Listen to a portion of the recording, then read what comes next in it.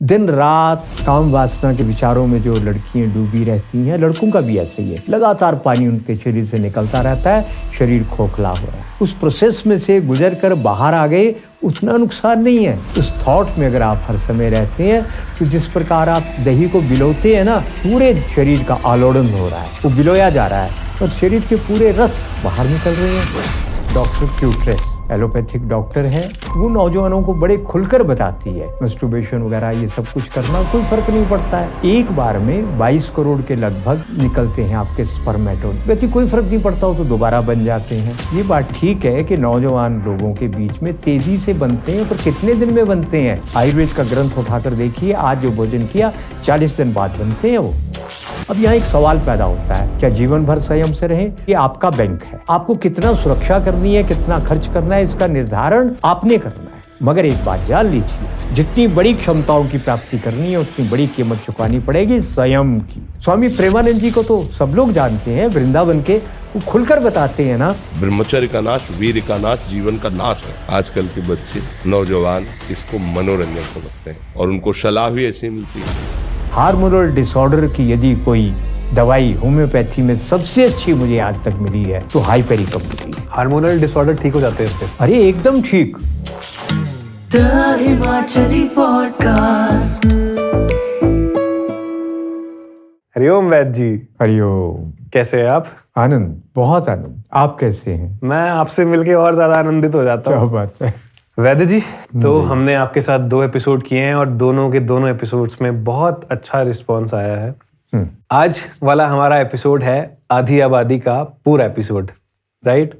Women power, उनके ऊपर ये पूरा एपिसोड होगा हमारा आज का, जैसा हमने पहले डिस्कस किया है। खुद ही बताएं कहाँ से शुरुआत करनी चाहिए हमें इसकी? देखिए, जिस देश की महिला आबादी बीमार हो, जिस परिवार की महिला बीमार हो, वो परिवार तो बिल्कुल उल्टा हो जाता है। राइट।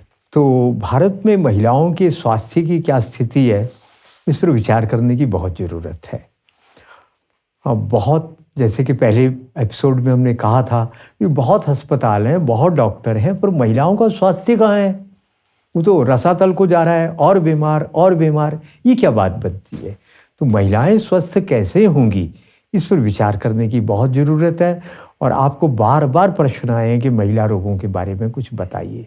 जैसे आज आपने सोचा है, हम महिला रोगों पर ही बात करेंगे। जी, तो सबसे बड़ा कॉमन जो टॉपिक आया वो आया पीसीओडी और पीसीओएस का। ठीक। पीसीओडी की जो ये समस्या है, ये क्यों हो रही है लेडीज में? देखिए, इसका बड़ा सरल ये है, इसको बहुत जटिल बनाया गया है, वास्तव में बहुत सरल है। अच्छा। हम पहली बार भी इसका संकेत कर चुके हैं कि जब हमारा रक्त अम्लीय होता है, एसिटिक ब्लड होता है, जब ब्लड में जब एसिटिक वो बढ़ता जाते हैं पदार्थ, तो उसके कारण जो रक्त में बढ़ा हुआ अम्ल है वो गठिया, आर्टरी ब्लॉकेज, पीसीओडी, ट्यूमर, गांठें, रसौलियाँ ये पैदा करता है।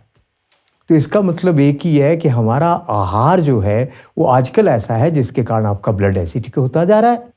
तो महिलाओं के साथ भी यही समस्या है। उसमें एक कारण क्या है कि जब जब आप बर्थ कंट्रोल के लिए पिल्स लेते हैं, कि बच्चा रोकने के लिए गोली खाई, वो भयंकर एसिडिटी करती है आपके पेट में जाकर, एसिड बन रहा है और छोटी आंत उसको पूरे एसिड को, सड़े हुए जितने भी उसमें केमिकल्स हैं, बदबू आ रही है, उन सबको उठाकर ब्लड फ्लो में डाल देता है। आपका ब्लड एसिडिक होता जा रहा है, इसलिए पीसीओडी हो रहा है। और इसका एक ही मतलब है कि हमारी जो बेटियां हैं, लड़कियां हैं, उनका लाइफस्टाइल ठीक नहीं है, उनका खान पान ठीक नहीं है, उनकी जीवनचर्या भी ठीक नहीं है। गोलियां, पिल्स वो अगर खा रही हैं तो उसके दुष्परिणाम होने ही हैं। ये क्यों हुआ है? जो पश्चिम से विचार आया ना, क्या फ़र्क पड़ता है जी? कोई फ़र्क नहीं पड़ता आप कैसे जीते हैं, क्या करते हैं। ये सोच जो है, इसने हमारे युवाओं के स्वास्थ्य को नष्ट कर दिया है। एक लड़के का स्वास्थ्य खराब होता है, उतना खतरनाक नहीं है। एक लड़की जिसने माँ बनना है, जिसने गृहिणी बनना है, जिसने गृह स्वामिनी बनना है, जब वो बीमार होती है तो पूरा घर तो बर्बाद हो गया। इस प्रकार की सोच। अब छोटी बच्चियाँ हैं, उनको तो वही समझ आता है जो उन्होंने सुना। उनको क्या सुनाया जा रहा है? अरे कुछ नहीं, बस ये प्रोफिलेटिक्स यानी गर्भ निरोधी उपायों का प्रयोग करो और कोई फर्क नहीं पड़ता है, जैसे मर्जी जियो। अरे फर्क पड़ता है ना, जितने भोग अधिक होंगे उतना जीवन बर्बाद होगा। आपको मैं एक संकेत देता हूँ। हम जब घूमने फिरने निकलते हैं, बोल तो सकते नहीं, लड़का हो तो बोल भी लें, लड़की को कैसे बोलें? जिसका चेहरे के ऊपर सफ़ेदी है और बारीक पिंपल्स, एकदम बारीक फिंसियाँ सफ़ेद रंग की, जो ना बढ़ती हैं ना फूटती हैं ना कुछ होती हैं, उसका मतलब क्या है? दिन रात काम वासना के विचारों में जो लड़कियां डूबी रहती हैं, लड़कों का भी ऐसा ही है, डूबी रहती हैं, उनके शरीर से लगातार प्रदर रोग, लगातार पानी उनके शरीर से निकलता रहता है, शरीर खोखला हो रहा है। पहली नज़र में पता लगता है ऐसी लड़कियों का। आप कर क्या सकते हैं? कह नहीं ना सकते, पर आपके पॉडकास्ट के ऊपर हम बता सकते हैं, भाई आप लगातार उन थॉट्स में डूबे रहोगे, उस प्रोसेस में से गुजर कर बाहर आ गए, उतना नुकसान नहीं है।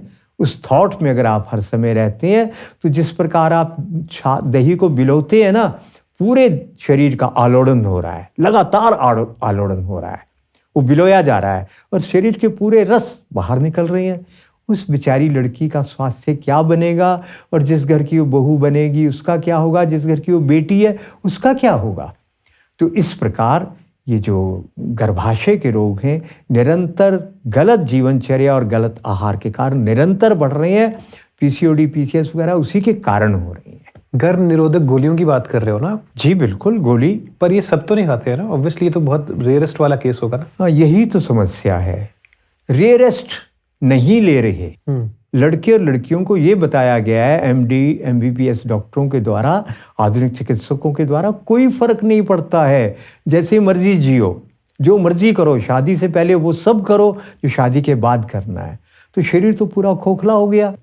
ये विषय आज का नहीं था पर आ गया ये विषय। राइट। भारत का एक बड़ा प्रसिद्ध चैनल है, अच्छा, न्यूज़ चैनल है, उसके ऊपर एक डॉक्टर क्यूट्रेस, युवा लड़की, एलोपैथिक डॉक्टर है, एमबीबीएस है, वो नौजवानों को बड़े खुलकर बताती है मस्टरबेशन वगैरह ये सब कुछ करना कोई फ़र्क नहीं पड़ता है।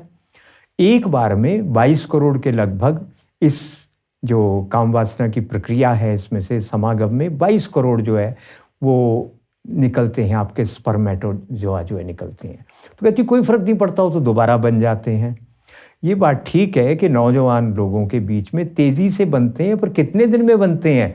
आयुर्वेद का ग्रंथ उठाकर देखिए, आज जो भोजन किया 40 दिन बाद बनते हैं वो। कौन सा ग्रंथ? शुक्राणु। जितने भी निघंटू आप कोई भी उठा के देख लो, हर निघंटू में यही लिखा है। निघंटू का मतलब होता है आयुर्वेद का इंसाइक्लोपीडिया। अच्छा, इस प्रकार से वो कह रही है। पर जो वो कह रही है उसमें एक और बात मैं कहना चाहूँगा, उसके पक्ष में एक भी तो एविडेंस नहीं है, प्रमाण नहीं है। विवेकानंद जी से एक बार पूछा उनके शिष्यों ने, सारा भारत जानता है, विश्व जानता है उनको, तब वो गुरु बन चुके थे। तो उनके शिष्यों ने पूछा, वो मैथमेटिक्स का एक इंसाइक्लोपीडिया लेकर आए, अच्छा बड़ी ग्रंथ है, कि गुरुजी आप इसका क्या करेंगे? कल बात करेंगे कहते। तो दूसरे दिन वो 10 वॉल्यूम लेकर आए उसके, मैथमेटिक्स के जो इंसाइक्लोपीडिया है, कि इसको क्या करेंगे? उनको कथा भी याद थोड़ी होगा। उन्होंने कहा इसमें कहीं से कुछ पूछो। वो कोई भी पृष्ठ 10 के 10 वॉल्यूम में कहीं से भी खोलते थे, एक लाइन बोलते थे, आगे वो जैसे 1 2 3 4 गिनती बोलते हैं ना, वो सारी फॉर्मुलेशन जितने भी उसमें इक्वेशन सारी इस तरह से बोलते जाते थे जिस प्रकार कहानी बोलते हैं। तो उन सब शिष्यों ने पूछा, गुरुजी ये अद्भुत प्रतिभा आपने कैसे प्राप्त की? तो विवेकानंद जी ने जो जवाब दिया, हमारे देश के नौजवानों के विवेकानंद जी आदर्श हैं जी। तो उन्होंने जवाब क्या दिया ये बताया नहीं जाता, पर उनके ग्रंथों में लिखा है ना। उन्होंने कहा मैंने बचपन में ब्रह्मचर्य का संकल्प लिया था, आज तक मैं उसका पालन कर रहा हूँ, इसलिए मुझे ये अद्भुत प्रतिभा प्राप्त है। वो एक बार में, एक दिन में 500 700 1500 पेज आपको पता है ना याद कर लेते थे। एक बार में पूरी लाइब्रेरी की किताबें वो 5-7 दिन में पढ़ डालते थे। ये प्रतिभा उनके पास थी। अब यहाँ एक सवाल पैदा होता है, क्या जीवन भर संयम से रहें? कोई मतलब नहीं। मैं इसके बारे में एक आपको बात बताता हूँ। ये आपका बैंक है, ये आपका खाता है, ये आपका पैसा है। आपको कितना सुरक्षा करनी है, कितना खर्च करना है, इसका निर्धारण इसके तय आपने करना है। मगर एक बात जान लीजिए, जितना आपको अचीवमेंट उपलब्धि चाहिए उतनी कीमत तो चुकानी पड़ेगी। आपको जितनी सिद्धियां चाहिए, अद्भुत क्षमताएं चाहिए, जितनी बड़ी क्षमताओं की प्राप्ति करनी है उतनी बड़ी कीमत चुकानी पड़ेगी संयम की। यदि आप रिप्रोडक्शन, ये जो प्रजनन की सामग्री है, इसकी जितनी सुरक्षा आप करेंगे उतना आपका स्वास्थ्य तन और मन का उतना अच्छा होगा, उतने दीर्घायु उतने आप होंगे, उतने रोग आपको नहीं लगेंगे। पर जो ये डॉक्टर क्यूट्रेस कह रही है, उन्होंने तो एक भी कहीं पे रिसर्च पेपर कोट नहीं किया है। तब आप जो सोच रहे हैं कि लड़के लड़कियां इसमें कोई इंडल्ज होते होंगे, मैं ये कह रहा हूँ मेजॉरिटी इसमें इंडल्ज है। अरे साहब, मैं आपको बताता हूँ, ABES इंजीनियरिंग कॉलेज है गाजियाबाद में। सन 13 में मुझे एक वहाँ पे हैं, संजय शर्मा जी हैं, तो IITian है वो, भाई साहब यहाँ आकर आप बच्चों के लिए कुछ कर सकते हैं। मैं क्या आएंगे? मैंने हर महीने 2 महीने के बाद जाना शुरू किया। 17 क्लासेस थी वहाँ पे।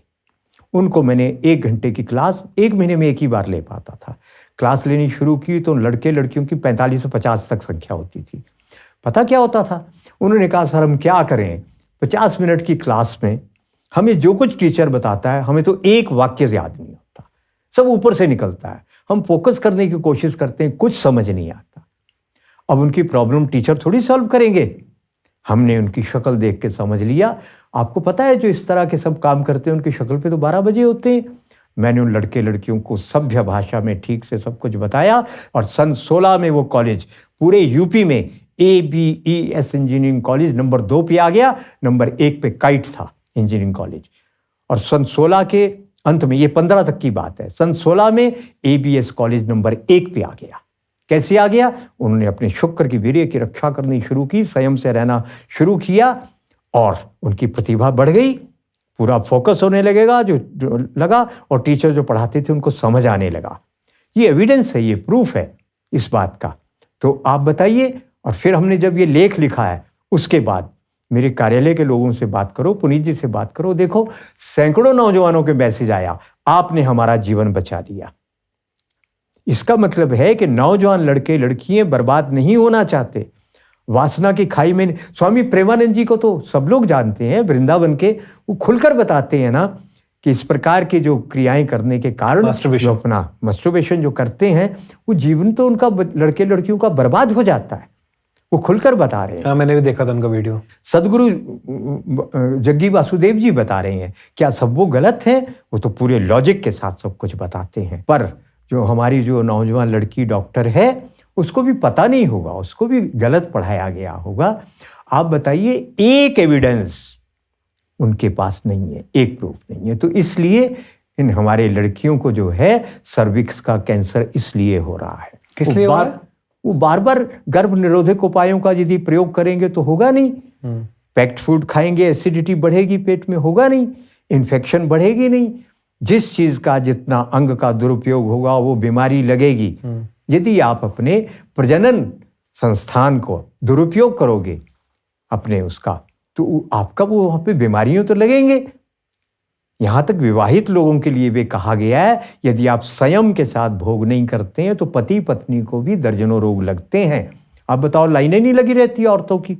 सबसे ज्यादा औरतें क्यों बीमार हैं? आप कह रहे हो कि आयुर्वेद के अकॉर्डिंगली मास्टरबेशन करना is not a good thing. निश्चित रूप से वहां कहा गया है मृत्युर बिंदु निपातेन।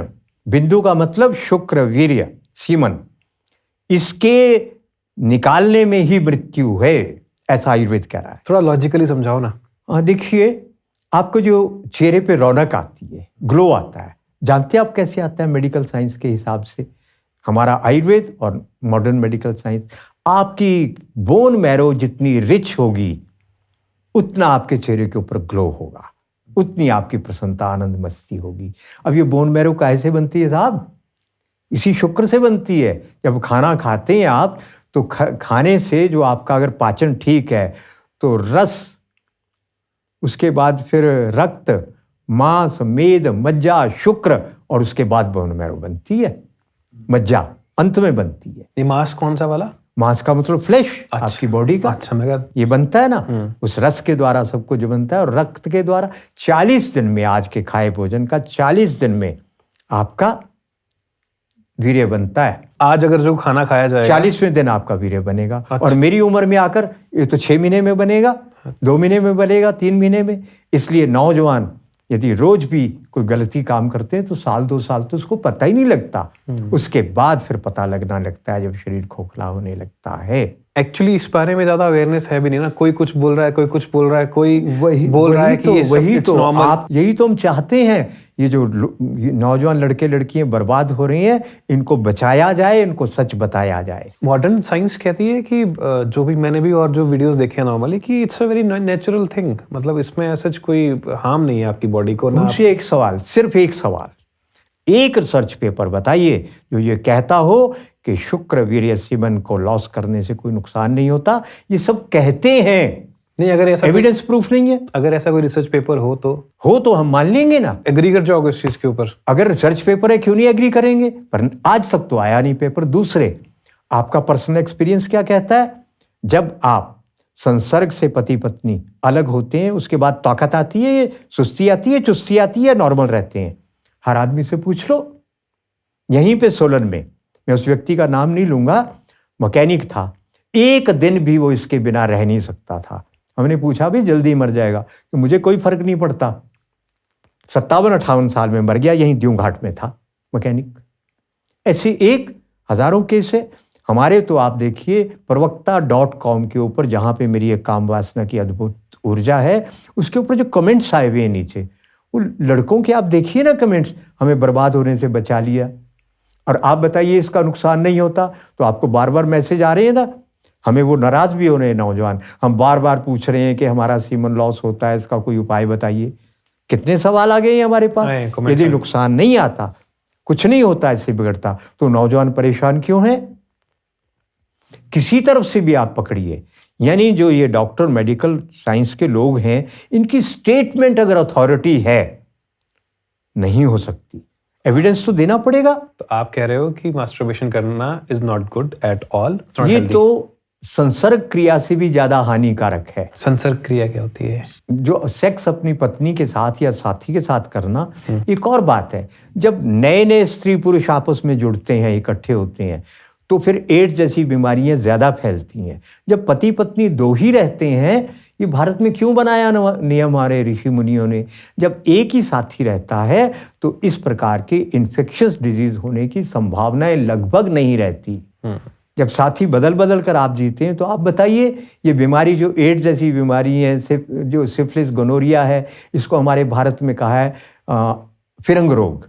अंग्रेजों के आने से पहले भारत के इतिहास में ये जो सेक्स डिजीज है, ये क्यों नहीं मिलती? चलिए इसके बारे में डिटेल में आई थिंक एक एपिसोड हमारा बनता है इस वाले। तो पीसीओडी पे आ जाए। वापस आते हैं पीसीओडी पे। तो पीसीओडी और इसका क्या कनेक्शन, एक बार फिर से आप बता पाए? इन्फेक्शन जितनी बढ़ती है, जितना हम इस तरह की गोलियां प्रोफिलेटिक्स प्रयोग करते हैं, तो बॉडी में एसिड बढ़ता जाता है, और किसी भी ऑर्गन का मिसयूज करने से, ज़्यादा यूज़ करने से वो खराब तो होगा ही होगा।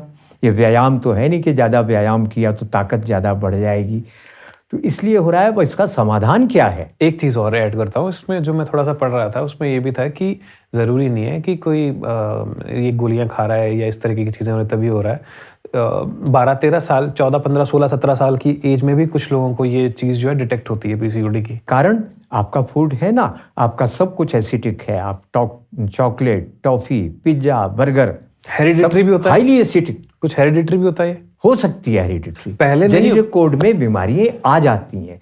माता पिता को जो बीमारी है उसके बच्चे में हो सकती है, पर बड़ी आसानी से आप डाइट को कंट्रोल करके आप जेनेटिक कोड को बदल सकते हैं हेल्दी वे में, यानी नेगेटिव से पॉजिटिव में बीमारी से बाहर निकल सकते हैं। ये कोई अंतिम नहीं है कि आपका हेरिडिटरी है तो होगा ही होगा आगे। आप अपने लाइफस्टाइल को बदलिए, आहार को बदलिए, ठीक हो जाएगा। पीसीओडी का सोल्यूशन क्या है फिर? जी बिल्कुल ठीक कह रहे हैं आप। इतना डराने से काम थोड़ी चलेगा, समाधान भी तो चाहिए। ये तो बता दिया ये क्यों हो रहा है। तो इसका समाधान क्या है? जितने भी आपके फल सब्जियां हैं वो सब एल्कलाइन है, वो एसिडिटी को समाप्त करते हैं। यहाँ तक कि सिट्रस फ्रूट भी पक जाए अच्छी तरह, यहाँ तक नींबू भी, ये पचने के बाद एल्कलाइन हो जाता है। वैसे तो एसिडिक है।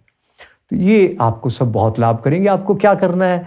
केमिकल फ्री फल सब्जियां आपको सुबह बीमारी लग गई है तो पेट भर के खा लेनी है। पेट भर के कितना होता है? मान लीजिए आपका 60 किलो वजन है, 600 ग्राम खा लो खूब चबा चबा कर। और अब वो तो केमिकल से भरे हुए हैं, तो क्या करना? उनके केमिकल को घटाओ। कैसे? एक बाल्टी, आधी बाल्टी लो 15 लीटर की, 7-8 लीटर पानी डालो, 4-5 चम्मच उसमें मीठा सोडा डालो। मीठा सोडा यानी एल्कलाइन। सारे फल सब्जियां उसमें डाल दो, पूरी रात पड़े रहने दो, सुबह उनको निकाल कर प्रयोग करो। बहुत ठंडे लगते हैं तो गर्म पानी में डाल के थोड़ा गर्म करके खा लो। मैं तो यही करता हूँ। अमरूद संतरा बहुत ठंडा लग रहा है तो गर्म पानी में गर्म करके खा लिया।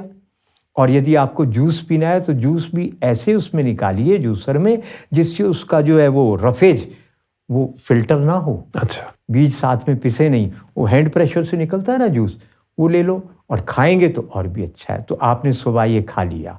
अब आपको बीमारी हुई भी है तब की बात कर रहा हूँ मैं। जब बीमारी हो गई तो आदमी डर जाता है, ऑपरेशन होगा, यूट्रस काट बाहर निकाल देंगे गर्भाशय काट कर, पूरा जीवन बर्बाद हो जाएगा। तो ये करना है आपको पहला काम। दूसरा, दोपहर को खाने से पहले आपको फिर जितना आपका वजन है उससे 60 किलो का 600 ग्राम 300 ग्राम अच्छा कोई सलाद जो उसमें डुबा कर रखा है मीठे सोडे में, उस सलाद फल इत्यादि खाओ। उसके 15 मिनट बाद भोजन कर लो। शाम को भी थोड़ा लाइट भोजन लें तो अच्छा है। सूर्यास्त से पहले हल्का भोजन लें। और आपको एनिमल प्रोडक्ट सब बंद कर देने चाहिए। दूध वगैरह, दूध भी बंद कर दें। आप कहेंगे दूध क्यों बंद करना, देसी गाय का हो तो? क्या गारंटी है देसी गाय का होगा? किसी ने पाल रखी हो, अगर अपनी हो जरूर लीजिए। फिर तो आपके लिए एक बहुत बड़ी दवाई होगी। गाय की बछिया का गौमूत्र लो, 1 लीटर गौमूत्र लेकर सुबह सूर्योदय से पहले उसको लोहे के बर्तन में उबालो। पहले कपड़े से छान लेना, उबालो। उबलते उबलते जब उसकी झाग उफान आना बंद हो जाए तो उसमें आप 600-700 ग्राम अच्छा गुड़ या खांड, देसी शक्कर, चीनी नहीं, वो एसिडिक है बहुत चीनी, वो डालकर पकाओ 5-7 मिनट और उसको बोतल में भर लो। इसी के 4-5 चम्मच सुबह पियो, 4 चम्मच दोपहर पियो, 4 चम्मच शाम को पियो। आपके जितनी रसौलियाँ हैं सब डिजॉल्व हो जाएंगी। एक बात बताइए, बहुत जितने भी वीडियोस आते हैं आयुर्वेदा से जुड़े हुए जी, गाय के मूत्र के ऊपर बहुत ज़्यादा, गौमूत्र के ऊपर बेसिकली बहुत ज़्यादा एम्फेसाइज किया जाता है बहुत सारी बीमारियों को लेके। मैं आज तक ये नहीं समझ पाया कि ऐसा क्या है गौमूत्र के अंदर कि इसमें इतनी सारी बीमारियों में जो कहा जाता है कि आप गौमूत्र 2-4 बूंदे डाल लीजिए, आपको वो मिलेगा, आराम मिलेगा। ऐसा क्या है उसमें? देखिए, जो देसी गाय है ना, हमारे कहा ना देवी देवताओं का वास। अब देवी देवताओं का वास किस तरह से कहा है हमको नहीं पता, मगर मैं पिछले सन 12 से आज तक देख रहा हूँ, हमने जब भी गोबर और गौमूत्र का प्रयोग किया इनक्योरेबल डिजीज़ क्योर हुई। जहाँ तक साइंटिफिक वो है तो आपको पूरी लिस्ट जो है वो नेट के ऊपर मिल जाएगी, गौमूत्र में क्या क्या है, गोबर में क्या क्या है, तो कोई समस्या ही नहीं है, आराम से पूरी लिस्ट मिल जाएगी। पर ये तो वो है जो विजिबल है, उसके अंदर इनविजिबल बहुत कुछ है। वो कहाँ से आता है? उसको जो सींग है ना, उन सींगों से पूर्णिमा के दिन चंद्रमा से जो किरणें आती है, उसके पीठ के ऊपर जो कुबड़ है जिसको हम्प बोलते हैं, हम कुबड़ी बोलते हैं ना, राइट, उसके कारण वो किरणें ऑब्जर्व होती हैं सूर्य और चंद्रमा से। वो किरणें उसके शरीर में क्या क्या अंदर पैदा कर देती है पता नहीं। जिन औरतों को मासिक धर्म कम या ज़्यादा होने की बीमारियां हैं, लिकोरिया है, हमने सब में कई दवाइयाँ प्रयोग की पुनीत जी ने, हम लोगों ने। जितनी दवाई ये काम करती है इतनी कोई नहीं करती। क्या? गौमूत्र छान करो, उबालो, मीठा डालो और उसका प्रयोग करो 4-5 चम्मच दिन में 3 बार पानी मिलाकर, कांच के गिलास में, चीनी मिट्टी में। खाने से 10-15 मिनट पहले या 10-15 मिनट बाद सारी बीमारियां ठीक होती हैं। चलिए वापस आते हैं अभी वहाँ पे जहाँ आप डाइट प्लान बता रहे थे। गौमूत्र के 3-4-5 बूंदे पानी में डाल के, 4-5 चम्मच जो है पानी में डाल के पियो सुबह सुबह। हाँ जी, जिसको पकाया है आप। और उसके बाद दूसरी चीज़, चूना बहुत एल्कलाइन है पर जला भी देता है। एक गेहूं के दाने जितना चूना हर रोज अपनी दाल सब्जी में डालकर खाओ, आपका ब्लड एल्कलाइन बनना शुरू होगा। ये जो चूना आप बोल रहे हो, एक बार प्लीज क्लैरिफाई कर दो, ये कौन सा वाला चूना है? ये पुताई वाला, जिसको तंबाकू के साथ खाते हैं। ये पुताई वाले चूने को पनवाड़ी लोग पानी में भिगोकर वो चूना बनाते हैं जो तंबाकू के साथ खाया जाता है। आप मत बनाओ, 10 रुपए का 20 रुपए का तंबाकू वाले चूने का एक पाउच ले आओ, एक गेहूं के दाने जितना, और 10 रुपए का चूना आपका पूरा कोर्स हो जाएगा, खत्म नहीं होगा। अच्छा, वो खाओ 6 महीने तक। दूसरी बात, तीसरा काम आप एक और कर सकते हैं, पानी पर्याप्त मात्रा में पीना, थोड़ा नींबू डालकर जी। और नींबू को यदि आप आधे नींबू को छिलके सहित पीस कर सुबह पानी में डालो, उसको मिलाकर अच्छी तरह से वो पानी अगर आप पी लेते हैं छान कर, तो वो भी आपकी ब्लड को एल्कलाइन बना देगा। अच्छा, तो आप नींबू का प्रयोग करिए ना जी। नींबू के प्रयोग से कई प्रकार के बीमारियां जो है, बहुत गंभीर बीमारी है, वो गांठें गूंठे, वो सॉरी रसूली, वो निकलती हैं। इतना ही नहीं जी। एक थोड़ी अपने पास 10 इलाज है। आजकल पत्ता गोभी बड़ी अच्छी आ रही है। अच्छा। उसको आप 30-40 दिन रोज पकाकर खा लो, स्टीम वो करके। पर पत्ता गोभी अच्छी होनी चाहिए। अच्छी कौन सी होती है? जिसमें नाखून चबाओ एकदम चुभ जाता है, पकाओ 5 मिनट में पक जाती है। आजकल वही बंद गोभी बाजार में आई हुई है, बस उसको खा लो, आपको 30-40 दिन में रसौलियाँ जितनी भी गांठें सब निकल जाएंगी। इसके बाद आपको जो खांड बनती है गन्ने से जी। तो उसमें मोलेसिस वो सीरा अलग हो जाता है। उसको ऐसे लटकाते हैं या मैकेनिकल प्रोसेस से भी करते हैं। वो जो सीरा है उबलते पानी में 1 कप में उसमें 1 चम्मच डालो, ज़्यादा 2 चम्मच डालो, सुबह दोपहर शाम पी लो, रसौलियाँ सब गायब। ये क्या हुआ? गन्ने के अंदर जो फास्फोरस है, कैल्शियम है, आयरन है, वो जो प्राकृतिक उसके अंदर सारी चीज़ें हैं, गन्ना ऑर्गेनिक हो तो ज़्यादा असर होगा। अच्छा। इन सब तरीकों से आप रसौलियों से मुक्त हो जाएंगे। आपको गर्भाशय नहीं निकालना पड़ेगा, ऑपरेशन नहीं करवाना पड़ेगा, है ना। पर उल्टे सीधे फिर खाना नहीं खाने हो, पिज्जा बर्गर वो सब कुछ। हाँ, वो लोग कि वो भी चल रहा है, रिफाइंड तेल और वो सब चीज़ें, चीनी वगैरह ना, सफ़ेद, वो नहीं खानी है। तो आपकी सबसे बड़ी जो महिलाओं की आजकल प्रॉब्लम है वो भी ठीक हो गई।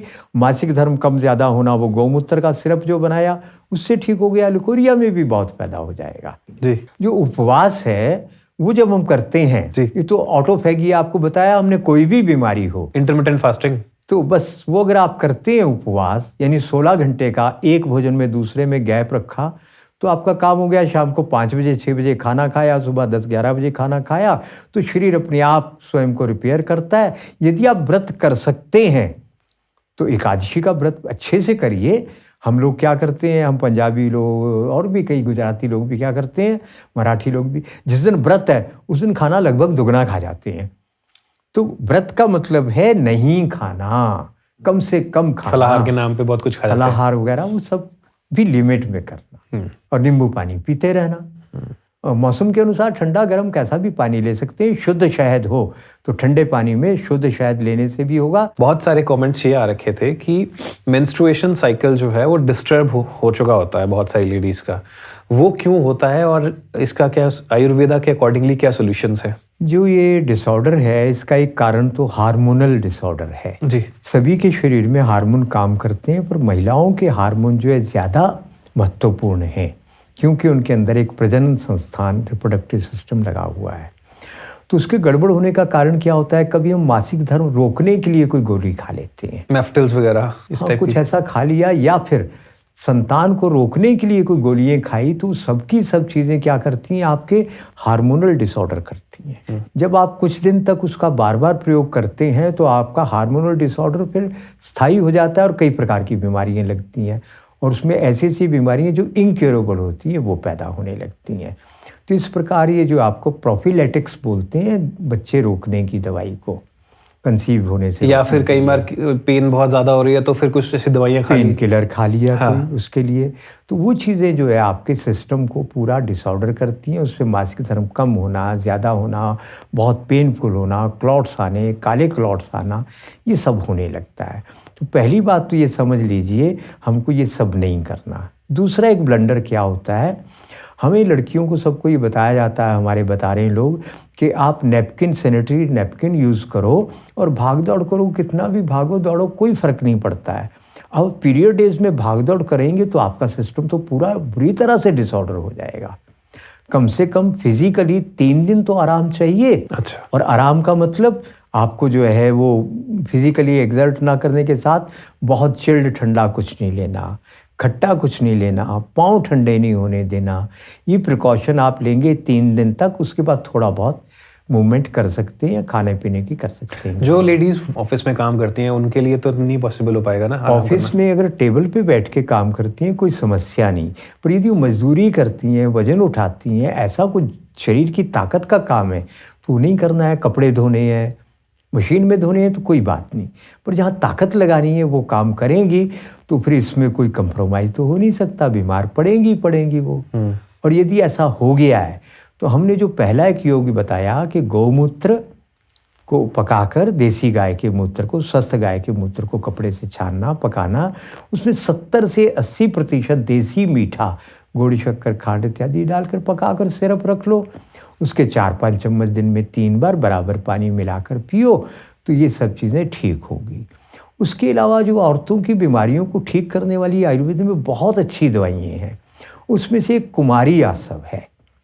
यदि प्रिजर्वेटिव के बिना बना हुआ कुमारी आसव मिले, कुमारी आसव, आसव, कुमारी का मतलब होता है एलोवेरा जिसको आप कहते हैं, घृत कुमारी, उससे जो बनता है वो शरीर की जोड़ों की दर्दों को भी ठीक करता है, हड्डियों को मजबूत करता है और रिप्रोडक्टिव सिस्टम, गर्भाशय के रोगों को बहुत तेजी से बहुत अच्छी तरह से ठीक कर देता है। अच्छा, मान लो आपको कुमारी आसव नहीं मिला तो आप एलोवेरा का पत्ता लो, उसको 4 इंच का टुकड़ा, छिलका उतारो, थोड़ी उस पर काली मिर्च, मिश्री या सेंधा नमक डालकर चमचे से खुरच कर रोज खा लो। उसके बाद 15 मिनट में खाना खुना, तो क्या होगा, आपका रिप्रोडक्टिव सिस्टम बहुत स्वस्थ हो जाएगा। अच्छा, शरीर बलवान होगा, मजबूत होगा और जोड़ों की दर्द वर्द में भी, और पाचन तंत्र, डाइजेस्टिव सिस्टम भी अच्छा बनेगा।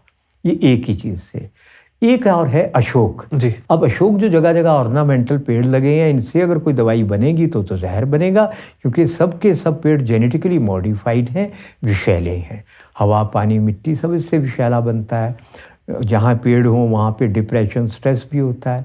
असली अशोक जिसमें गुच्छा लगता है लाल फूलों का, अच्छा, उस अशोक के 5-7 पत्ते, उसकी छाल का काढ़ा बनाते हैं। उसको बर्बाद मत करो पेड़ को, सूखे पत्ते कहीं से ले आओ, अपना बैग भर के ले आओ, 100, 200, 500 पत्ते जहाँ भी मिले, 5 पत्ते उबाल कर, और साथ में लोध्र अगर मिल जाए पंसारी से, लोध्र, ये भी स्त्री रोगों की बहुत अच्छी दवाई है, ये भी आधा चम्मच डाल दो। शतावरी इसकी बहुत अच्छी दवाई है, स्त्री रोगों की ताकत भी देगी और उनके रिप्रोडक्टिव प्रजनन संस्थान को मजबूत बनाएगी। अच्छा, वो भी आधा चम्मच डाल के पका लो और पी लो छान कर रोज चाय की तरह, तो उससे भी आपके रोग जो है ठीक होंगे। आप कहेंगे तीनों एक साथ करना चाहें, तीनों प्रयोग, दोनों प्रयोग कर सकते हैं एक साथ, कोई बुराई नहीं है। कई बार कहते हैं ना कि एक प्रयोग करो, 2-3 नहीं करने, कर सकते हैं, इतना कोई हार्म नहीं है इनका तीनों का प्रयोग में 3 गुना लाभ हो जाएगा, तो तीनों का प्रयोग भी कर सकते हैं। जो ये आप बता रहे हो ये सबके लिए अप्लाई होती है, क्योंकि हर व्यक्ति का शरीर अलग होता है, तो क्या ये सबके लिए जनरली? मैंने तो अलग शरीर नहीं देखा, सभी औरतों के शरीर में गर्भाशय होता है। हाँ, बेसिक टेम्परा मैं समझ रहा हूँ आपकी बात। प्रकृति गर्म ठंडी कुछ हो, सब कुछ चलेगा। अच्छा जी, एक सवाल आया था कि हैवी ब्लड फ्लो होता है पीरियड्स के दौरान, और उसके बाद जो है खून की भी कमी हो जाती है, और विमेन जो है एनीमिक बहुत ज़्यादा हो रही हैं, ऐसा क्यों? देखिए, इसका कारण पहला तो आहार ही है। आहार ठीक होना चाहिए। हम सब फास्ट फूड खाते जाते हैं, स्वास्थ्यवर्धक आहार हम नहीं लेते हैं, तो उसके कारण यदि आपको कोई ज़्यादा ब्लड फ्लो होता है मासिक धर्म में, तो पहले तो मैं बताया भाग दौड़ नहीं करनी है, थोड़ा विश्राम करिए। और ब्लड फ्लो को रोकना कोई मुश्किल थोड़ी है जी, 10 में से 9 रोगी तो इसी से ठीक हो जाएंगे। दूब जो पूजा में लगती है ना गणेश जी को, हाँ, 1 मुट्ठी दूब लो, धोकर, काट कर, कूट कर, पीस कर, पानी मिला के निचोड़ के पी जाओ। और सर्दी का मौसम हो, थोड़ा गुनगुना गर्म कर लो, थोड़ी काली मिर्च 1 चुटकी डाल लो। दूसरा, रविवार का दिन ना हो तो पीपल के पत्ते 10-12 पीस कर पानी मिलाओ, निचोड़ो, पी जाओ। कहीं से भी ब्लीडिंग हो रही है शरीर के बाहर से अंदर से, एकदम कंट्रोल हो जाएगी, एकदम कंट्रोल हो जाएगी उसी समय, विद इन फ्यू मिनट्स। तो अगर किसी का, ये बहुत बड़ा क्लेम है ये वैद्य जी, देखिए आप मुझे वैद्य जी कह रहे हैं, मैं 1 लाख से ज़्यादा रोगियों के ऊपर अब तक प्रयोग कर चुका हूँ, तो फिर आप मुझे अगर वैद्य जी मानते हैं और वे एक बूढ़ा वैद्य, मैं मानता हूँ, पॉइंट ये है लोगों को भी मनाना है। मैं तो, आप यहाँ बैठे हैं इसका मतलब कुछ क्रेडिबिलिटी है, तभी आप बैठे हैं और लोगों को चीज़ें आराम मिल रहा है। बट मेरा कहने का मतलब ये है कि जो इतनी बड़ी प्रॉब्लम है ये कि हैवी ब्लड फ्लो हो रहा है और पीपल के पत्ते कूट कर, पीस कर, उससे इमीडिएटली आराम मिल जाता है। मुझे एक बार दांत निकलवाने जाना पड़ा, क्योंकि मेरे शरीर में प्रभु कृपा से सब कुछ ठीक है, मैंने दांत गवा दिए। क्यों किए? क्योंकि मैं आधुनिक बन गया था, टूथपेस्ट और ब्रश करता था। तो फिर दांत गए, तो निकलवाने गया, और साथ में मैं अपना यही पीपल के रस बनाया हुआ अल्कोहल में मैं टिंचर ले गया। वहाँ गए, इन्हीं का, पुनीत जी का कोई मित्र है, वहाँ दांत निकलवाया, तो मैंने तुरंत उठाकर उसका कुल्ला करके थूक दिया। एक बार थूका, दोबारा जब थूका तो खून नहीं था। वो डॉक्टर हैरान हो गया, कहती है कैसे किया आपने? मैं कहा हमारी दवाई है भाई, इससे ये होता है। आप कहेंगे ये दवाई हमको कहाँ मिलेगी? Ficus religiosa mother tincture, homeopath से जाकर ले लेना। क्या क्या? Ficus religiosa. Ficus religiosa botanical नाम है ना पीपल का। ठीक, अच्छा। और खर्चा नहीं करना है तो पीपल के पत्ते कूट कर पानी मिला के निचोड़ के वो पी लो, ब्लड भी बनेगा, पीलिया भी ठीक होगा। अच्छा, मैं बताया ना साइड इफेक्ट भी होते हैं, तो साइड इफेक्ट होंगे, लीवर आपका बढ़िया बनेगा, सांस की तकलीफ में आराम मिलेगा। अच्छा, ये एक साथ कई चीजें हो जाएंगी। ठीक है, कोई और सोल्यूशन? हैवी ब्लीडिंग कहा ना आपने जी। पर कईयों को कम ब्लीडिंग होती है, नहीं आते हार्मोनल डिसऑर्डर में, ये भी होता है, कम होते हैं मेंसेस। तो क्या करना, आपको राई 50-60 ग्राम लेके हल्की सी गर्म करके पीस के रख लेना है, और जब खाना खाएंगे, खाने के साथ 1 चम्मच राई दाल सब्जी में डालकर तीनों टाइम खा लो, तो जब पीरियड डेज होंगे तब आप खाएंगे तो खुलकर आपका फ्लो आ जाएगा। अच्छा, तो ये भी होगा। अब ब्लड की कमी का क्या करेंगे आप, यही दूब रोज पीस के पी लो। दूब, गुड़हल का 1 फूल बीच में डाल लो, 2 फूल डाल लो, गुड़हल, हिबिस्कस, तेजी से ब्लड बनेगा। पीपल के पत्ते डाल लो 2-4-5, रोज पियो खाली पेट, ब्लड बनेगा। अच्छा, और यदि आपके पास पुराना गुड़ हो, ऑर्गेनिक, 1-2 साल पुराना, वो गुड़ 1 डरी रात को पानी में डाल दो, सुबह उसको घोल कर हिलाकर मिलाकर पी जाओ। गुड़ से आपका आयरन बन जाएगा, ब्लड हेमोग्लोबिन बन जाएगा। बढ़िया लोहे की कढ़ाई में तड़का देके खाना खाओ, ब्लड बन जाएगा। तो ये 2-4-5 उपाय करो, आप इनमें कैसे रह जाएंगे? आपका खाना पीना ही गलत है ना जी। हाँ, एक आप मार्केट में बना बनाया ये प्रिजर्वेटिव वाला, आप फार्मेसियों का नाम तो नहीं लूँगा, आजकल वो आयुर्वेदिक अरिस्टासों में प्रिजर्वेटिव डालते हैं। दक्षिण भारत की, केरल की, महाराष्ट्र की कुछ फार्मेसीज है जो ऐसी गड़बड़ नहीं करती। तो लौह आसव ले लो उनका। क्या? लौह आसव जी। इससे क्या होता है? खाने के बाद 4 चम्मच, आयरन है ना वो। अच्छा, लौह मतलब लोहा। हाँ, वो लेकर आप उसके 4 चम्मच पानी खाने के बाद 4-4-8-4 12 चम्मच दिन में पी लो, रक्त बन जाएगा। अच्छा, थायराइड की समस्या भी बहुत ज्यादा होती है लेडीज में। थायराइड की बीमारी इसलिए होती है क्योंकि थायराइड या अवटु ग्रंथि जिसको बोलते हैं, ये कमजोर हो गई और केमिकल इनटेक बहुत बढ़ गया। अच्छा, वो अंदर जमा होते रहते हैं कई केमिकल, तो कई केमिकल यहीं पे जाके असर करते हैं। और फिर एक सैचुरेशन होती है ना शरीर की, कितना केमिकल अंदर जो सहन करने योग्य हो। तो जब ये हो गया हाइपो या हाइपर, दोनों में से कोई भी हो, तो आपको क्या करना है? एक तो आपको आहार को ठीक करना है। शरीर को शुद्ध करने के लिए फलाहार, प्रातः फलाहार कर लिया, दोपहर को सलाद खाया, फिर थोड़ा भोजन किया। प्रातः भी भोजन करना हो तो थोड़ा करो, शाम को भोजन कम लो और जल्दी लो। ये सब उपाय आपको 6 बजे से पहले करेंगे जी। 5-6 बजे सूर्यास्त से पहले भोजन लेंगे तो बहुत अच्छा है। तो ये आपको करना है। दूसरा, आपको जो जौ है, ये शरीर में से विषों को, टॉक्सिन को निकालता है। अच्छा, तो आप यदि भोजन में पर्याप्त जौ का प्रयोग, जौ का दलिया, इसका प्रयोग आप करते रहते हैं, तो आपको हर बीमारी जो टॉक्सिन के कारण है सब में लाभ मिलेगा, थायराइड में भी मिलेगा। ओके। अब पर्टिकुलरली थायराइड पे ही आपको काम करना है। तो क्या करना है आपको? उज्जाई,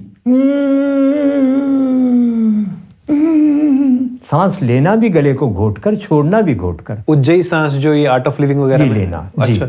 हो सकता है शुरू में खांसी आए, तो 2-4 दिन में खांसी ठीक हो जाएगी जब ये अभ्यास हो जाए। बेसिकली नाक से सांस नहीं लेना है, गले को दबाकर, जैसे खांसी आती है ना, हाँ। बस बाहर भी सांस, अंदर भी सांस, थोड़े अभ्यास से हो जाएगा।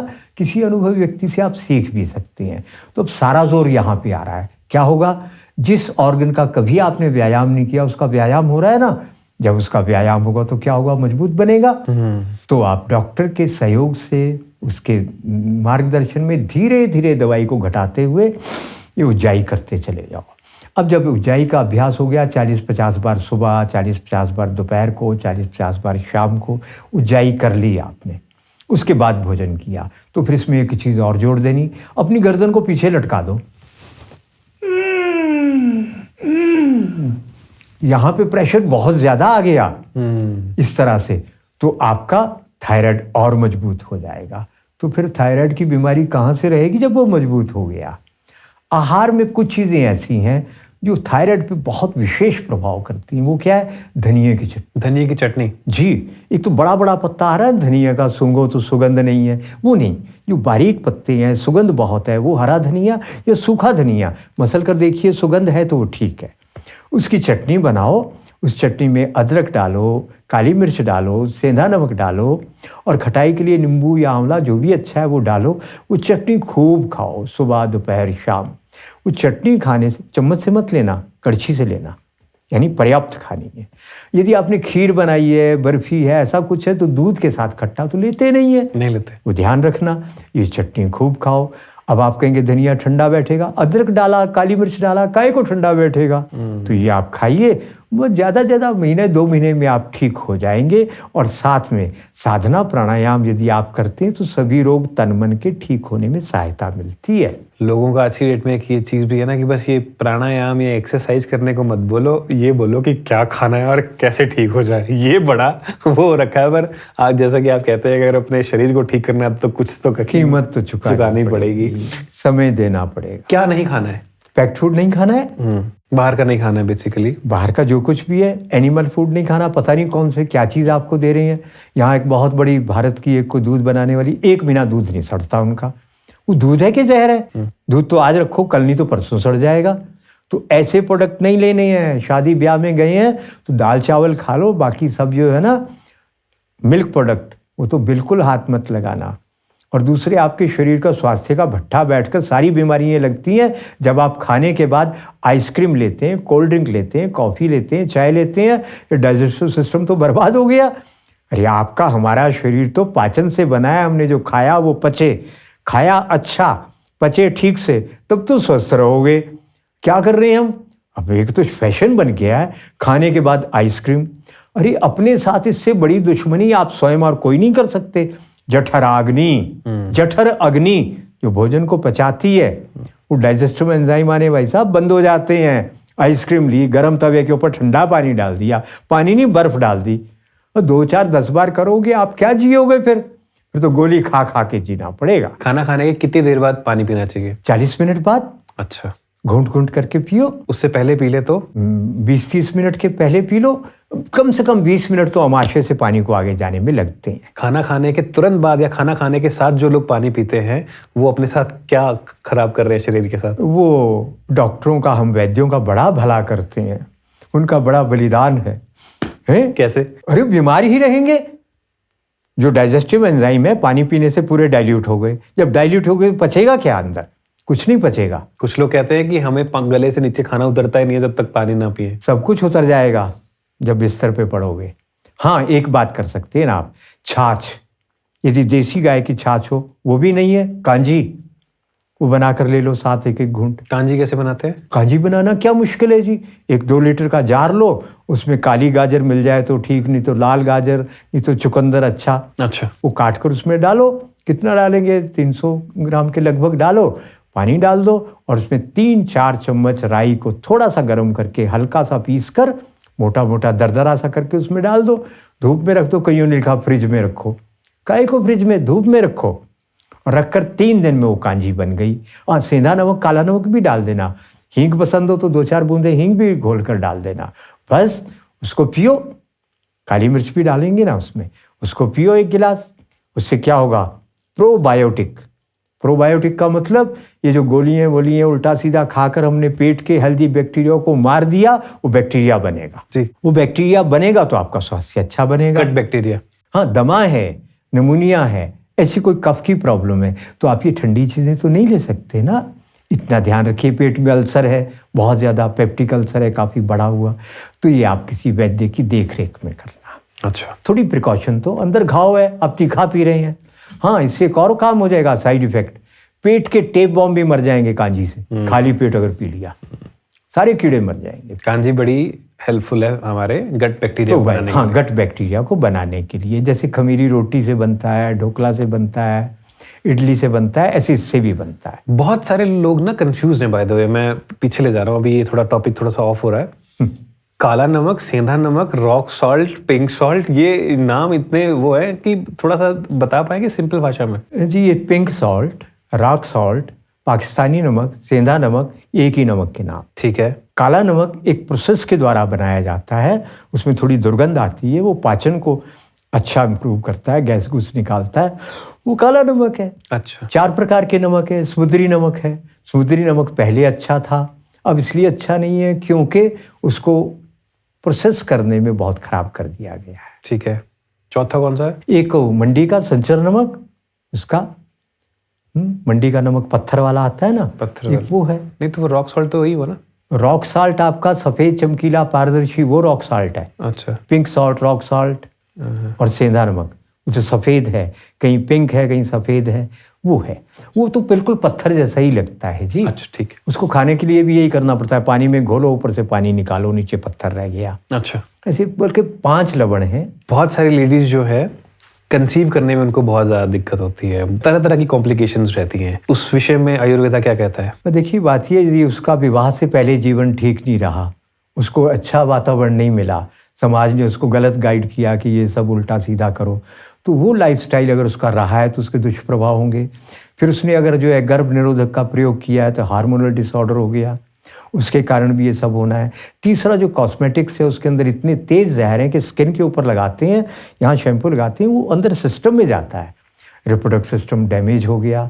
फिर जो आपका खान पान है, जो पैक्ड फूड है, वो भी सारे ऑर्गन के साथ साथ रिप्रोडक्टिव सिस्टम को भी ख़राब करता है। इन सबको अगर ठीक करना है, हेल्दी बनाना है, तो थोड़े बहुत आसन प्राणायाम जो आपके लिए अच्छे हैं, जैसे चक्की चलाना, ऐसे दोनों पाँव फैलाकर वो करना, ऐसे 2-4 आसन कर लेने चाहिए। और कौन से आसन है सर? सबसे ज़रूरी तो उसको चक्की चलाना, दोनों पाँव फैला दिए, चक्की चलाना। अच्छा, ऐसे ऐसे। हाँ, वो उसके बाद फिर ऊष्टासन, पीछे को झुकना, आगे को मंडूकासन में झुकना, पूरा गर्भाशय पे, आंतों पे जोर आता है। ठीक है। बटरफ्लाई करना, इन सब आसनों से पूरा उस पर प्रभाव गर्भाशय पे, प्रजनन तंत्र पे आता है। इसके बाद आपको अपना प्रजनन तंत्र स्वस्थ बनाना है, तो जो हम आपको बता रहे ना, अशोकारिष्ट, जिसमें केमिकल ना पड़े हों, ठीक है, अशोकारिष्ट ले लो, कुमारी आसव ले लो, लोध्र आसव ले लो, इन सबको एक साथ मिलाकर 2-2 चम्मच, 6 चम्मच हो गए, सब इकट्ठा भी ले सकते हैं। खाने के बाद तीनों समय बराबर पानी मिलाकर कांच या चीनी मिट्टी के बर्तन में लेना, स्टील में नहीं लेना, तो इससे आपका रिप्रोडक्टिव सिस्टम अच्छा बन जाएगा। कोई ऐसे भी ज़्यादा बिगड़े हुए केस होते हैं जिनको कुछ नहीं होता। तो एक हमने बात बड़ी अजीब देखी, जो हमको भी समझ नहीं आ रहा क्या कहानी है, पर श्रद्धा तो बनती है। जिन पति पत्नी के संतानें नहीं होती और महीना 15 दिन 45 दिन गाय की परिक्रमा की, देसी गाय की, और उसको संतान हो गई, जो डॉक्टरों ने जवाब दे दिया था। ये कैसे होता है मुझे भी समझ नहीं आ रहा है। अब तो कई लोगों ने जगह बना दी, जो 4-5 गऊँ बांध दे, उनके चारों ओर परिक्रमा करो, उनको कुछ खिलाओ और घर जाओ। मासिक धर्म में स्त्री को नहीं जाना तो पति जाए। इसको बहुत सारे लोग सूडो साइंस का दर्जा दे देंगे। सूडो साइंस इस देश में आजकल विश्व भर में मान्यताएं मिल रही है सूडो साइंस को, है ना। ये जब था ना असर ये वामपंथ का, तो ये सूडो साइंस की बात चलती थी। अब लोग नहीं मानते इन बातों को, अब तो लोग सुनते हैं और स्वीकार करते हैं। क्यों? परिणाम मिलते हैं। वो युग चला गया जो भारतीय संस्कृति की बातों को सूडो साइंस कह के मजाक उड़ाया कर जाता था। अब मुझे तो कोई नहीं मिलता ऐसा। पर पता है क्या है वैद जी, जब कोई भी चीज़ पॉपुलर होनी स्टार्ट होती है ना, जैसे आज की डेट में मैं देख रहा हूँ कि आयुर्वेदा जो है बहुत ज़्यादा पॉपुलर हो रहा है, ठीक है। कई हज़ारों साल पुरानी आयुर्वेदा है ये, बट आज की डेट में बहुत सारे लोगों का झुकाव आयुर्वेदा की तरफ बढ़ रहा है। तो फिर बहुत सारे फर्जी लोग भी अपनी दुकान खोल के बैठ जाते हैं ना आयुर्वेद के नाम पर, और उस चक्कर में क्या होता है ना कि जो भोली भाली जनता है वो फिर परेशान होती है। उनको लगता है कि यार ये सब एक ही थाली आप बिल्कुल ठीक कह रहे हैं, आप सही कह रहे हैं। आपके सोशल मीडिया के ऊपर ऐसे कई वैद्य आ गए हैं जिनको कुछ आता जाता नहीं। ऐसे भी डॉक्टर हैं जो सुबह दोपहर शाम तीनों समय कह रहे हैं कच्चे फल सब्जियां खा लो, अब शाम को लेते हैं, बात बढ़ता है, लोग बीमार पड़ते हैं। मगर आप ये एक बात बताइए, क्योंकि असली करेंसी है इसलिए नकली नोट चल जाते हैं, राइट। जब असली करेंसी होगी नहीं तो नकली नोट भी नहीं चलेंगे। आयुर्वेद में दम है, इसलिए जो फर्जी दुकान चलाने वाले हैं इनका चल रहा है। तो थोड़ा इसका एक ही तरीका है, सावधान रहो, जल्दी विश्वास मत करो। ऐसा कैसे कोई पहचाने कि जो वैद्य हैं या जिनके पास कोई इसका फॉर्मूला नहीं है ना, कोई फार्मूला नहीं है। आप उसकी थोड़ी बैकग्राउंड को चेक करो ना। फिर अगर मैं किसी से कुछ सामान ऑनलाइन मंगवाता हूँ, कई बार ठगी होगी, तो मैं 4 लोगों से पूछता हूँ भाई यहाँ से मंगवाया तो ठीक निकला, और लोगों ने कहा जी नहीं ये तो डाउटफुल है। आयुर्वेद के ऊपर ना जो सबसे बड़ा जो एक प्रश्न चिन्ह लगाया जाता है ना जनरली जब भी आयुर्वेद का नाम आता है, तो वो ये होता है कि रिसर्च बेस्ड या डॉक्यूमेंट बेस्ड चीज़ें नहीं है, उस चक्कर में ज़्यादा एक्सेप्टेबिलिटी नहीं है। जबकि प्रमाण है, लोग ठीक हो रहे हैं, हज़ारों लाखों लोग ठीक हुए हैं, राइट। पर जो मॉडर्न पद्धति है जिस बारे में हम ज़्यादा बात इसलिए भी नहीं करेंगे क्योंकि बिकॉज ऑफ देखिए एक बात बताइए, जिस पैथी की आप बात कर रहे हैं जिसका आप नाम नहीं लेना चाहते, वो कहते हैं हमारा 10 साल का R&D है, करोड़ों डॉलर का हमारा खर्चा है, और इतना करने के बाद उनकी एक भी दवाई दुनिया में आज तक ऐसी नहीं बनी जिसको विड्रॉ नहीं करना पड़ता। जिसके सीरियस साइड इफेक्ट नहीं है। इसका मतलब क्या हुआ? आयुर्वेद को लेग पुलिंग करने के लिए इस बात को बार बार कोट किया जाता है, रिसर्च नहीं है। रिसर्च नहीं है साहब, तो जो हज़ारों साल पहले जिन पौधों के जो गुण बताए गए वो आज सही साबित कैसे हो रहे हैं? राइट। और आज तक आयुर्वेद की दवाइयों के लिए रेजिस्टेंस तो किसी बीमारी में पैदा नहीं हुई। तुम जो बात करते हो जब बड़े मॉडर्न हो, तुम्हारी तो सारी दवाइयों की रेजिस्टेंस पैदा हो गई है। WHO ने तो भी क्या मुकाबला है हमारा आपका? नहीं, मैं उसके बारे में नहीं बोल रहा, मेरा नहीं, आपकी बात ठीक है, पर मुझे जवाब तो देना ही है ना। राइट। पॉइंट ये है कि थोड़ा सा स्ट्रीमलाइन हो जाए ना चीजें, थोड़ा सा आम जनता भी वैसे हो जाए कि यार हाँ ये यहाँ पे ये सही चीज मिल रही है, यहाँ पे वो आइडेंटिफाई करना बड़ा मुश्किल हो जाता है लोगों के लिए, जनरल लोगों के लिए। राइट। उपदेशिए आप देखिए, प्रत्यक्षम किम प्रमाणम, प्रत्यक्ष को क्या प्रमाण चाहिए? लोग ठीक हो रहे हैं इसलिए आयुर्वेद की ओर आ रहे हैं। चलिए वापस आते हैं वहीं पे, फिर जहां आप कह रहे थे कि गाय की परिक्रमा, और उसके बाद नेक्स्ट? उसके बाद एक और भी उपाय है। हार्मोनल डिसऑर्डर को ठीक करने के लिए एक प्रयोग 5 दिन करना है, इससे ज़्यादा नहीं करना है। किसी के ओवम नहीं बन रहे, महिला के अंडे नहीं बन रहे और या हेल्दी नहीं बन रहे, तो उनको क्या करना है? उनको एक नाग केसर होता है, केसर के नाम पे घबराइए मत, नाग केसर 200-300 रुपये किलो की चीज़ है। काली मिर्च जैसे सॉफ्ट से दाने हैं, वो आपने ले लिए 100 ग्राम, उसके अंदर 50 ग्राम शतावरी डाल दो, 50 ग्राम अश्वगंधा डाल दो, कूट पीस कर उसका चूर्ण बना लो। और जितना बड़ा बाजार में लड्डू होता है ना, अब मीठा थोड़ा डाल लेना, गुड़ उसमें, जितना लड्डू होता है छोटे साइज़ का लड्डू उससे थोड़ा कम, यानी एक लड्डू में से 2 बन जाए, वो लड्डू बनाओ। एक लड्डू सुबह खा लो खाली पेट, एक लड्डू शाम को खा लो। ये 5 दिन कोर्स करने के बाद देखिए आपके सही समय के ऊपर ओवम हेल्दी बने कि नहीं बने। अच्छा। इससे काफ़ी अच्छे परिणाम आए हैं। 100% तो कभी भी नहीं होता, मगर फिर भी इससे बहुत अच्छे महिलाओं के स्वास्थ्य अच्छा होगा, मानसिक, शारीरिक और हार्मोनल सेक्रेशन अच्छी हो जाएगी। अच्छा। पोस्ट प्रेगनेंसी बहुत सारी लेडीज में देखा गया है कि डिप्रेशन बहुत कॉमन हो गया है, या फ्रस्ट्रेशन कह सकते हो आप, बहुत अलग लेवल की हो गई है। आयुर्वेदा में इसका कुछ सोल्यूशन है? देखिए, पहले तो कारण समझना पड़ेगा। आजकल की लड़कियों के शरीर में जान ही नहीं है ना जी। पहले जो एक औरत जो 5, 7, 10 बच्चों की माँ बनती थी, हट्टी कट्टी होती थी। यहीं बद्दी में मैं गया तो एक 90 साल की औरत जिसके 6-7 बच्चे थे, वो कहती पुत्र इधर आ, चक्की निकलवाई उस 90 साल की औरत ने, उसके ऊपर दाने पीस के दिखा दिए मुझे, ये देख कि मेरे अन्य बच्चे हैं।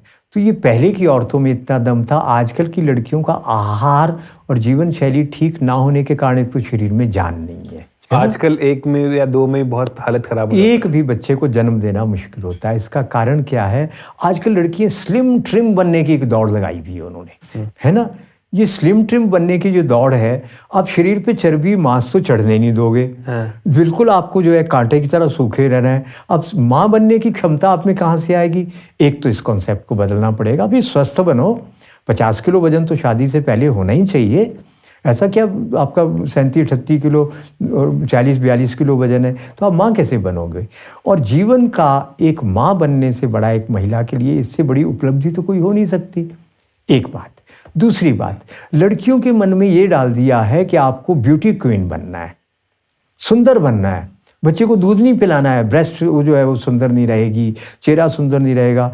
अब जब उसके बच्चे पेट में बच्चा आ गया, उसको चारों ओर से प्रेशर है, माँ बनो माँ बनो, सास का, ससुर का, माँ का, बाप का, पति का, माँ बनो।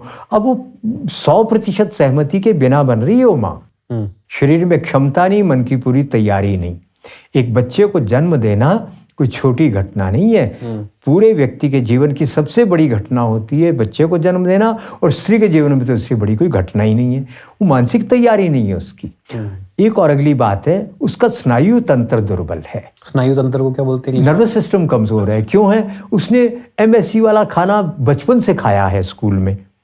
अब शादी के टाइम तक मोनोसोडियम ग्लूटामेट वाला पिज्जा, बर्गर, टॉफी, जो MSG के बिना थोड़ी है जी सब कुछ, वो अजीनोमोटो वगैरह। हाँ, और उसको बार बार जो है पेट के कीड़े मारने की दवाई दी गई और सीधा नर्वस सिस्टम डैमेज हो गया। अच्छा। थोड़ा भी स्ट्रेस सहन करने की ना शरीर की क्षमता है ना दिमाग की क्षमता है। तो ऐसी महिलाओं को आप, लड़कियों को आप माँ बनने की अपेक्षा कर रहे हैं तो समस्या होंगी। पर इसका ये मतलब नहीं है कि समाधान नहीं है। आप उसको शतावरी खिलाओ ताकि शरीर में जान आए। शतावरी जी, आधा चम्मच पानी में खीर बनाओ, मीठा डालो, सुबह नाश्ता उसी का कराओ। यदि उसका पाचन ठीक है, लीवर लूवर खराब नहीं है, हाजमा ठीक है, पेट साफ होता है, भूख लगती है, तो यही नाश्ता करा दो। शतावरी को पानी में घोल के पीसकर पाउडर बना के रखो और उसको खीर की तरह पानी में 2 कप पानी में पकाओ और उसमें थोड़ा मीठा डालो और उसको खिलाओ। थोड़ा घी हो देसी गाय का तो डाल दो, नहीं तो रहने दो। उसको आप देखोगे दिनों में उसके चेहरे पर रौनक आने लगेगी तेजी से। और शतावरी एक ऐसी चीज़ है जो रिप्रोडक्टिव सिस्टम की औरतों को मजबूत बनाती है। अच्छा, नर्वस सिस्टम को मजबूत बनाती है। गर्म होती है बहुत ही, शीतल। यही तो कमाल है, ठंडी होती कि सभी ताकत की चीजें ज्यादातर गर्म होती हैं।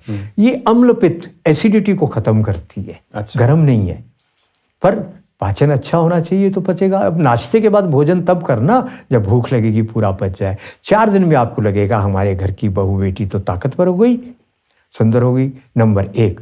नंबर 2, देसी गाय का किसी भी मूल्य पर घी ढूंढ कर लाइए, पाँव के तले में मालिश करो, उसका नर्वस सिस्टम मजबूत बन जाएगा, वो स्ट्रेस में जाना बंद कर देगी। पीपल के नीचे जाके रविवार का दिन छोड़कर 15, 20, 30 मिनट बैठो, यदि उपलब्ध है आसपास पीपल, तो उसका नर्वस सिस्टम 1 दिन में मजबूत हो जाएगा। यदि बहुत अच्छी किस्मत है आपकी आसपास देसी गाय है, तो उसके पास उसको बोलो 15-20 मिनट जाकर उस पर हाथ फेरो, सेवा करो, वापिस आएगी तो उसका मूड पूरा बदला हुआ होगा। पीपल के कारण, गाय के कारण पूरा बदल जाएगा। अंत में हाइपेरिकम नाम की एक दवाई होम्योपैथिक है। कौन सी? हाइपेरिकम। हाइपेरिकम जी, मुझे याद नहीं होता था मुझे, तो मैंने पत्नी को कहा कैसे याद करें, तो वो कहने लगी बताओ कैसे याद करें। मैं क्या ऐसे याद करो, हाय प्यारी कम। अच्छा, हाय प्यारी कम। वो एकदम याद हो गया, उसको भी याद हो गया, मुझको भी, पूरे परिवार को याद हो गया। हाइपेरिकम मदर टिंचर होम्योपैथी का, किसी डॉक्टर से परामर्श करके 10-10 बूंदें उसको 3 बार देना शुरू करो।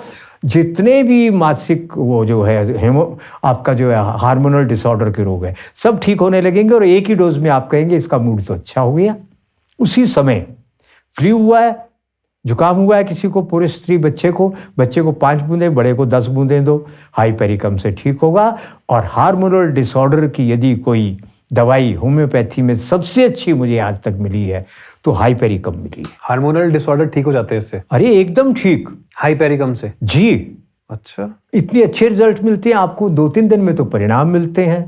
ओके, इतनी अच्छी चीज़ है ये। देखिए, एक समस्या आजकल बहुत बड़ी और भी हो गई है। अच्छा, देखिए, एक बात तो आप सब सहमत होंगे, वो क्या कि यदि संतान हमारी बहुत अच्छी, योग्य, सुशील, माता पिता की सेवा करने वाली, बहुत बुद्धिमान, बहुत योग्य हो, तो जीवन बुढ़ापा तर गया जी, कल्याण हो गया जी। और संतान यदि नालायक है, शराबी कबाबी, बुद्धिहीन है, मूर्ख है, दुष्ट है, तो जीवन बर्बाद हो गया, करोड़पति भी है जी। आप इतनी बड़ी बात के लिए कुछ कीमत तो चुकानी पड़ेगी जी। आपको। यदि ध्यान में नहीं है तो मैं बता दूं अच्छी तरह, श्री राम शर्मा आचार्य जी ने सुप्रजनन किताब लिखी है, उसमें उन्होंने विश्व के अनेक विद्वानों को कोट किया है। क्या? 9 महीने तक जब माँ के पेट में बच्चा है, माँ जो सोचेगी, जो देखेगी, जो सुनेगी, जो पढ़ेगी, वो बच्चे के अंदर हार्ड डिस्क में चला जाएगा। जब वो जन्म लेगा तो पूरे का पूरा उसके अंदर वो पूरा ज्ञान होगा, वो अच्छा या बुरा जो कुछ भी है।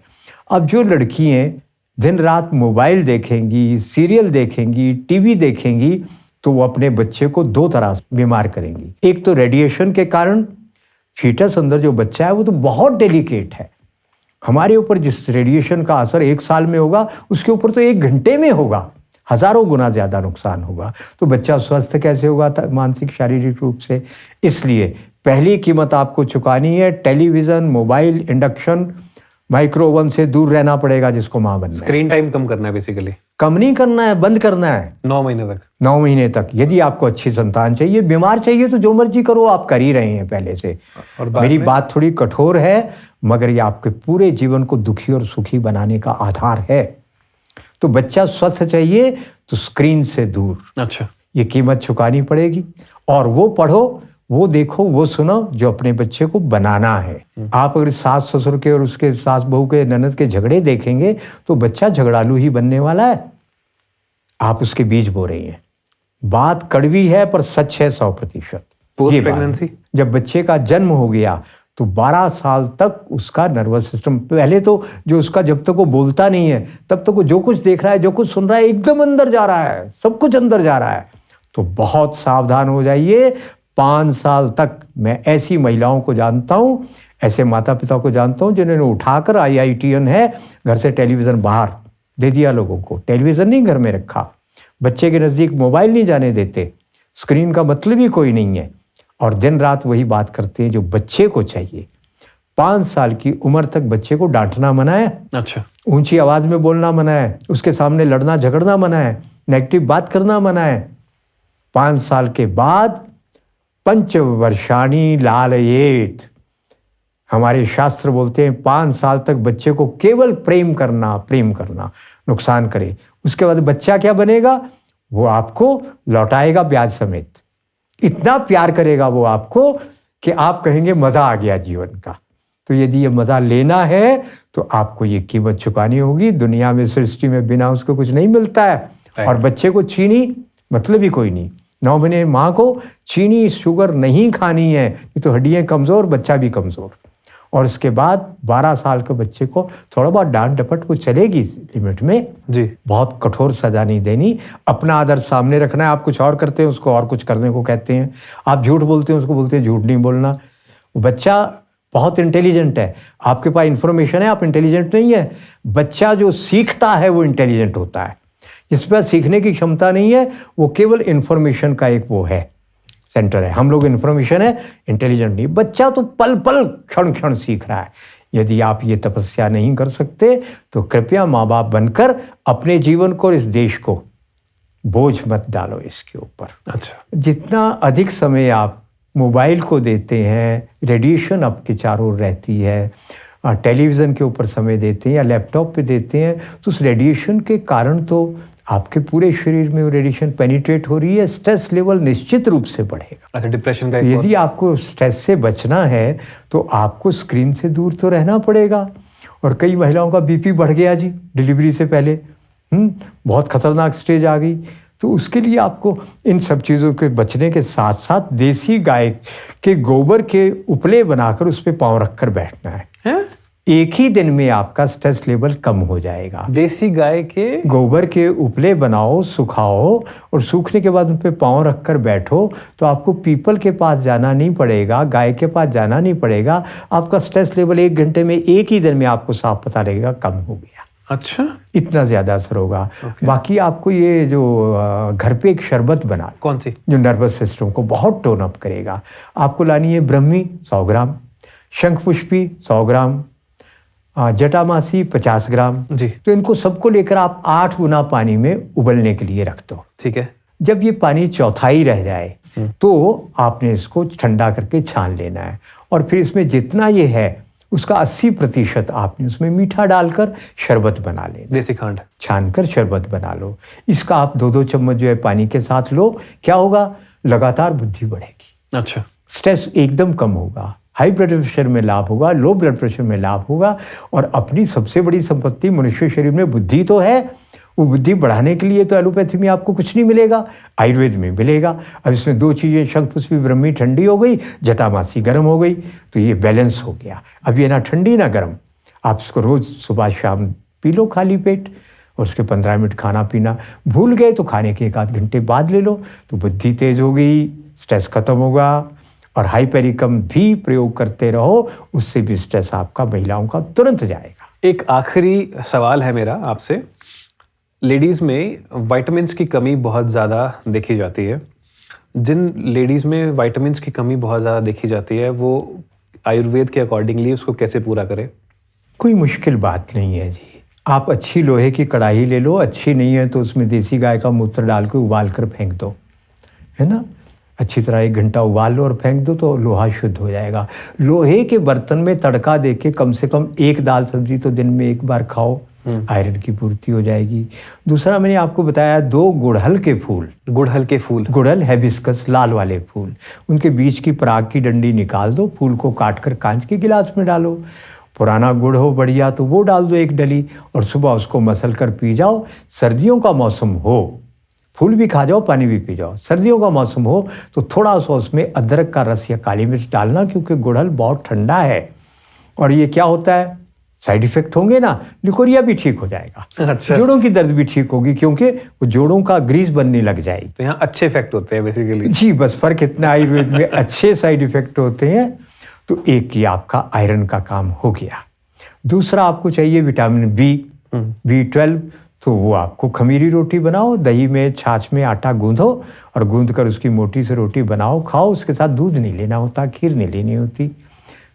ये इसको थोड़ा सा डिटेल में बताओ। ये जो खमीरी रोटी है, आपने पहले भी दूसरे पॉडकास्ट में बता रखा है, इसमें थोड़ा सा एक्सप्लेन कर दो अच्छे से कि कैसे बनाना है। आपने छाछ ले ली, उसमें आटे को गूंद दिया, पतली सी छाछ लेकर रख दिया। जब आटा फूल जाएगा तो समझिए खमीर बन गया। पानी का यूज नहीं करना है? पानी भी डाल सकते हैं अगर आपका खट्टा है, दही ज़्यादा, ठीक है, थोड़ा दही डाल लो, थोड़ा पानी। यदि आपकी छाछ खट्टी नहीं है तो फिर थोड़ा छाछ भी गूंद लो और गूंद कर उस आटे में से एक पेड़ा संभाल के रख लो। अगली बार आटा गूंदा, जब थोड़ा फूल गया आटा तो खमीर होगा। तभी कितनी देर बाद फूलता है वो? आजकल सर्दियों में हो सकता है 2 दिन में फूले, गर्मियों में 2 घंटे में फूल जाए, तो आपको नजर आएगा फूलता हुआ। उसी का एक पेड़ा लेकर जब दूसरा आटा गूंधा उसमें मिला दिया। ऐसे लगातार आपकी खमीरी रोटी चलती रहेगी। कम से कम गर्मियों की बरसात में तो ना लेना खमीरा, वो हानिकारक होगा। तो आपका विटामिन बी आ गया।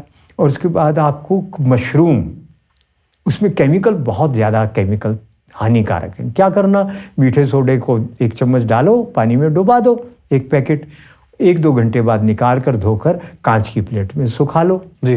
पानी उसका क्या होगा, आपके शरीर को जो विटामिन डी मिलना है उसमें आ गया।